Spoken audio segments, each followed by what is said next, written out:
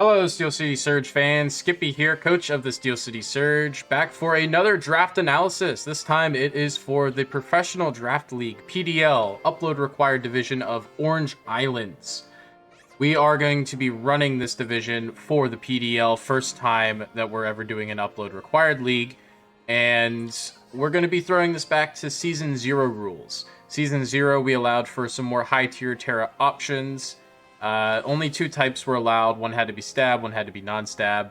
However, we're going to take a little twist with that. We are doing high-tier Terra for this, and you get one stab at least and two non-stab or the other dual stab typing for this draft. So this will be the only season we do this, but I thought it would be fun, and I think we have a very solid team that we drafted. So going into this, we had the 11th pick in the draft, so not a great overall selection. But to pair with that, we did end up getting to select a very broken first pick, in my opinion. We snagged Terra Annihilate. So Terra Annihilate is just an all-around fantastic mon. It's bulky as crap, gets amazing setup, gets utility out the wazoo. It can run a variety of different sets. The only thing holding it back is the amount of Terra types it can run. We're going to be running Ghost, Fire, and Steel on it. Or no, Ghost, Fire, and Fairy, sorry. Ghost, Fire, and Fairy to start the season off.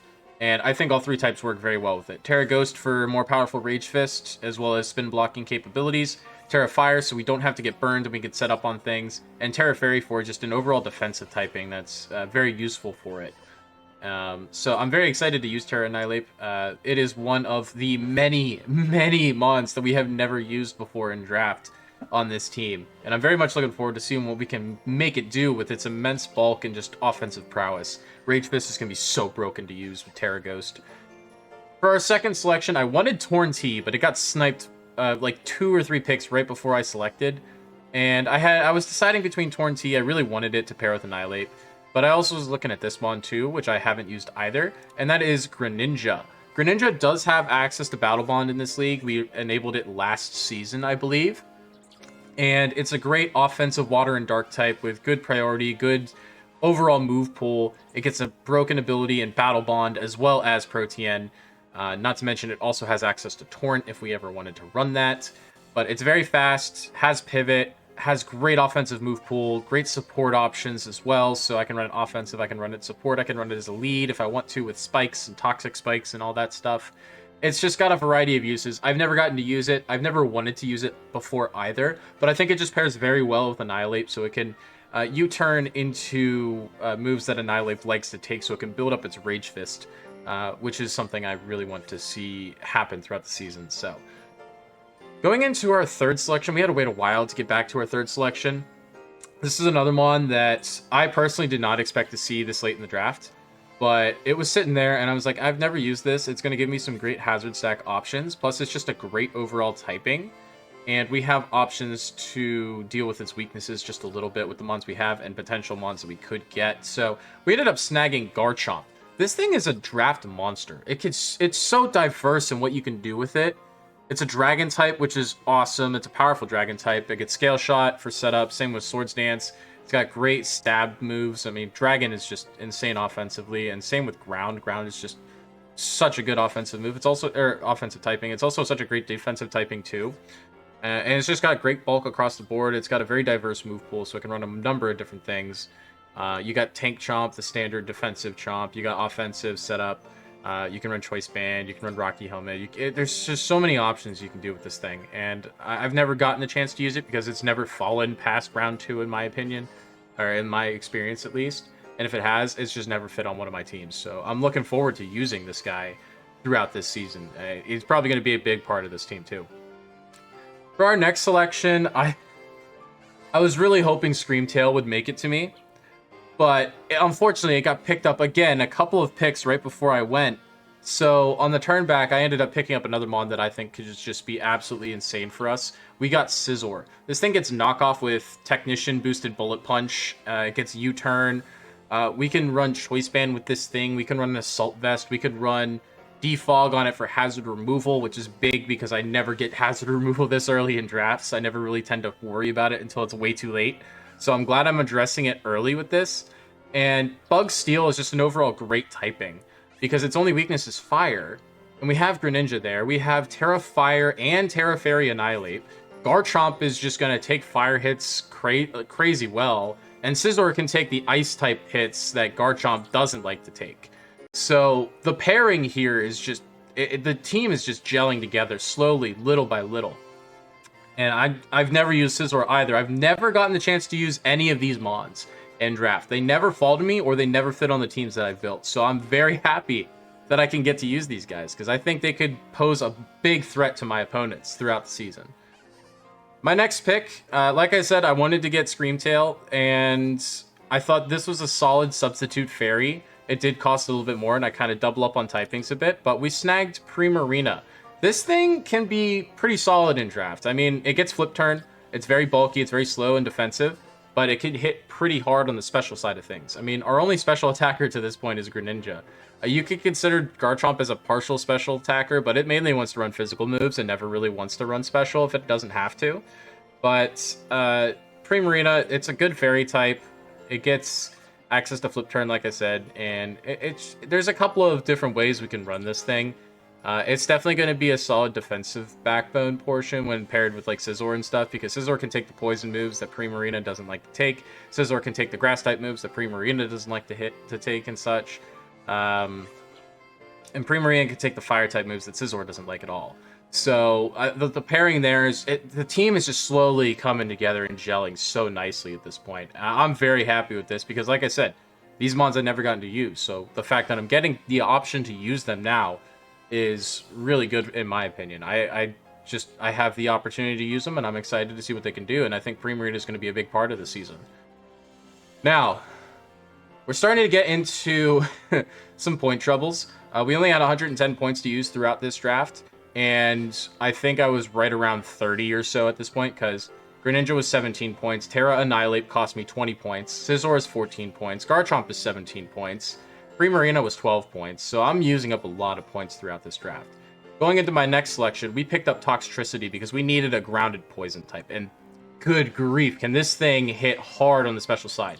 Like I said before, Primarina was our only special attacker outside of Greninja. Toxtricity, another special attacker. This thing gets Volt Switch too. Very, very useful. Plus, Shift Gear is just a broken move because you double your speed and you get +1 to physical attack. We're probably never going to use that physical attack, but if we ever do, it'd be nice to have that little boost.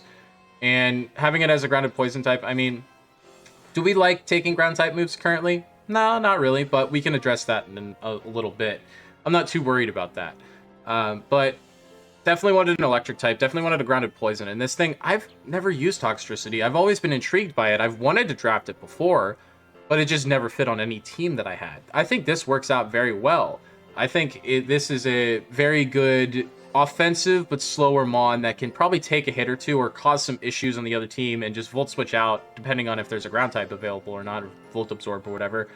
But I think Toxtricity is going to punch some holes in teams and be a very nice special wall breaker for this team. So, and like I said, we're running low on points, so we're going to be starting to see some lower tier mons come up here next. But I did want to address speed tiers.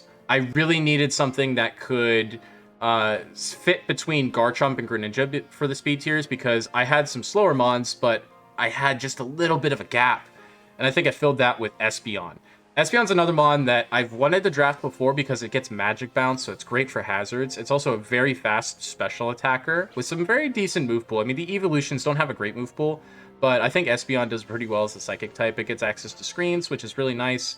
It does get access to Wish, so could use that. Probably won't, just because its HP stat isn't that good. But Magic Bounce, its speed stat, and the fact that it's another special attacker that we can use pretty well to break for things is going to be pretty nice. So, again, haven't really used it a whole lot, so I'm excited I get to use it now. And our next pick, we needed another hazard removal, so we got a Rapid Spinner in Avalugg. This Ice type can actually be very nice. It's very physically defensive for an Ice type. Well, we're not running it as Terra, so we can't take... We couldn't really run it as Terra. It was going to be 6 or 7 points or so. We had a point cap limit of Terra Captains being not exceeding 25 points. So I couldn't Terra the Avalugg because I think TJP picked up Hisuian Avalugg for Terra. So we didn't have that option, but I think this will still work for us in general because we'll probably run Boots on it. So, I mean, Rapid Spin is the main reason we picked it up. It's probably not going to do much outside of that. But it's a very solid physically defensive mon. Kind of needed something for that. I mean, we have Scizor, we have Garchomp with some bulk. Primarina's got some bulk to it. Annihilate is just a bulky offensive mon. But Avalug's a nice bulky defensive mon that can run body press and stuff. So I'm looking forward to seeing what we can use Avalug for. I haven't really used it or thought about using it before, so I'm interested to see how it does throughout the season. And you'll see under the right, we have our Terra Captains. There's a second one there. We actually picked up our second Terra Captain right around here. This is going to be Terra Honchkrow. So, like I said, we had a Terra Cap limit of 25 points. Honchkrow with Terra is 5 points. We're running it with Flying, Dark, so dual stab for its offensive typings. Partially because I really like Dark as an offensive typing. And Flying, we get a very solid 100% accurate flying type move that does a good considerable amount of damage with Terra Blast. And then we also picked up Fighting too, because I mean, Annihilate is great and all for having Fighting Stab, but having another option for Fighting Stab is pretty good too, especially on the special side of things with Honchkrow, because it has very good offensive stats across the board. It's got 100 plus, I think 110 plus special attack and physical attack, so we can run it physical or special and still get some very good use out of it.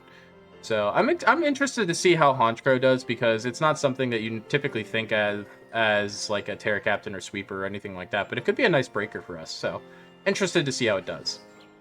And our last selection, I honestly had 1 point and I was like, you know what? Let's just get some sticky webs. We went ahead and picked up Ariados. It's probably going to show up only as like a sticky web lead setter. Probably not going to do all that much. But overall, I think it helps having that sticky web option just for speed tiers and stuff, just so we don't have to run like Timid or Jolly every single week on some of these mons. It brings that threat of sticky web, so people are kind of forced to bring Scarf or bring Boots or something, or bring their Rapid Spinner or Defogger just to make sure that that doesn't hit the field. And we have options to kind of deal with like Defog or deal with Rapid Spin. We have Annihilate. We have things like Garchomp that can punish spin as well.